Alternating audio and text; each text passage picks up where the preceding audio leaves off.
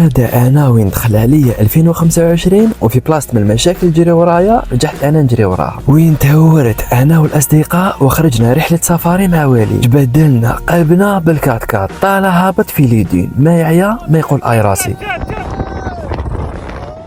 خلي نقول باللي هذه كانت لا ميور اكسبيريونس اللي درناها في الخرجه ديالنا. اهلا بكم في واتسوف مدينه الرمال الذهبيه. الجوله في هذه المدينه كانت خفيفه، وين مشينا للصحراء وعدينا نصف يومنا وسط الكثبان الرمليه. خلي نقول باللي المكان جميل وفيه بزاف لي زاكتيفيتي اللي تقدروا ديروهم كيما ركوب الخيل، الجمال، كواد وكات. بصح خاصو تنظيم تما لاصحاب النشاطات. واتسوف مشهوره تاني بالاسواق، عملنا جوله في سوق التمور والاسعار هنا كانت تبان مناسبه والكاليتي مليح. بعدها جولة لسوق الملابس والاشياء القديمة وين لقينا اشياء جديدة. جماعة تاع الهملة راح تلقاو هنايا غير الماركة وبسعر رخيص.